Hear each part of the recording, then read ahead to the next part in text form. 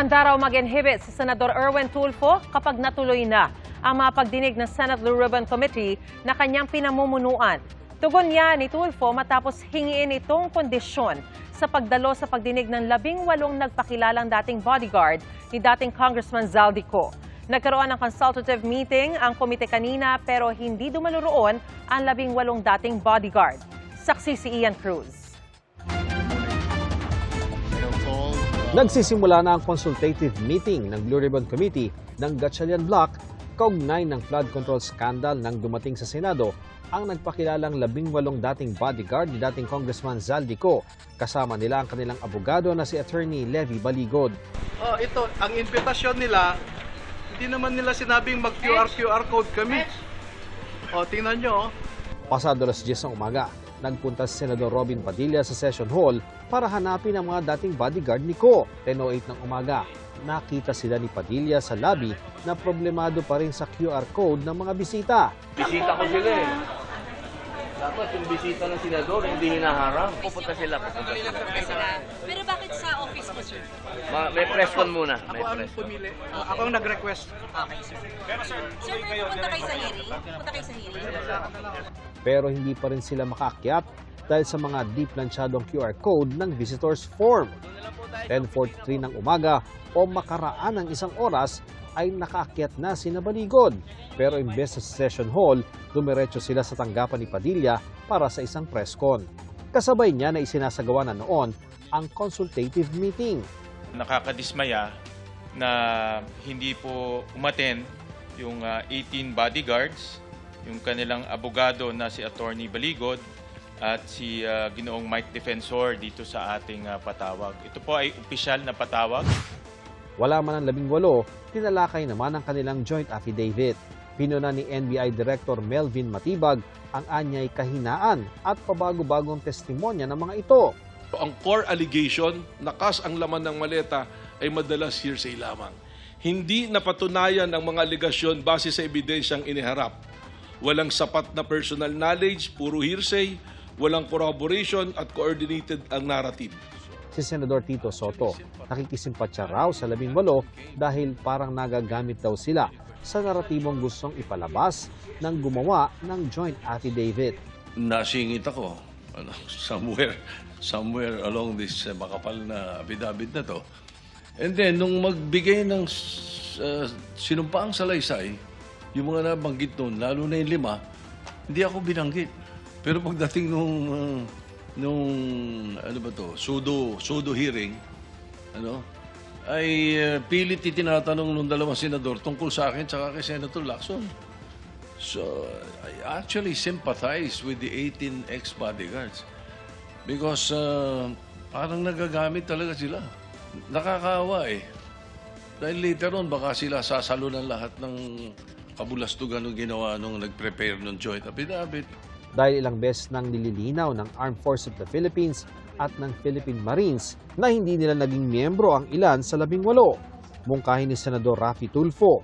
Let me call on them 18 kargador. Kasi nga po, nagkakarga sila ng mga mali-maletang pera, sabi nga nila. Yun po talagang trabaho nila, taga-bitbit, taga-karga ng maleta.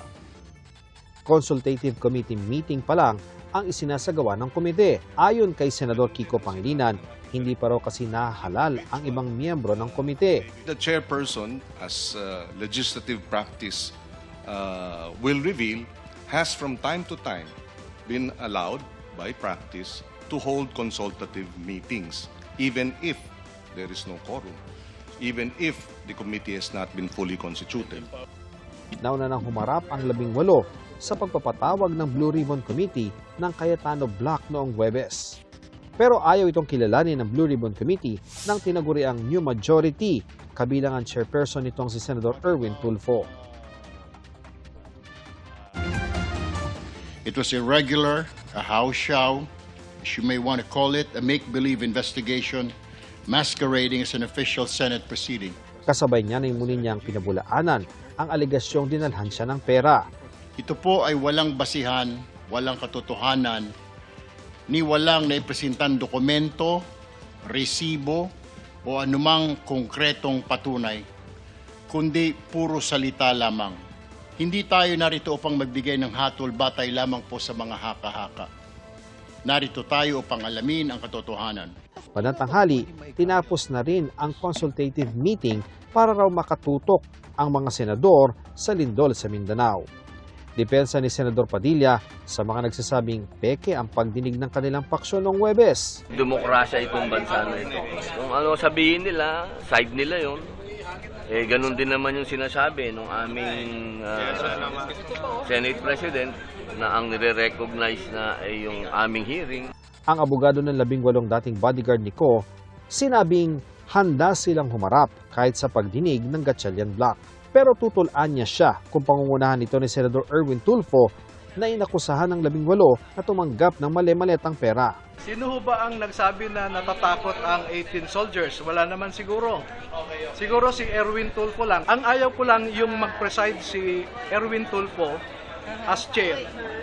Because that is legally anomalous. Handa raw si Senador Erwin Tulfo na mag-inhibit kung maghihiring na ang kanyang komite. Definitely, yung sinasabi lang mag-inhibit, definitely mag-inhibit ako. Plano ko nga sana kaso mga meeting pa lang ito. Pag sa hearing proper, I will announce, I will inhibit. Ayon naman kay Senador Gatchalian, iimbitahan pa rin daw nila ang 18 dating bodyguard ni Ko. Dito na sila sana pumunta na lang sila dito. Why all the drama of pupunta pa doon, may press con. Nandito na sila, this is the best venue to tell the truth. Ang sinisi ni Baligod sa di pagdalo kanina ay ang naantala umanong pagpapapasok sa kanila.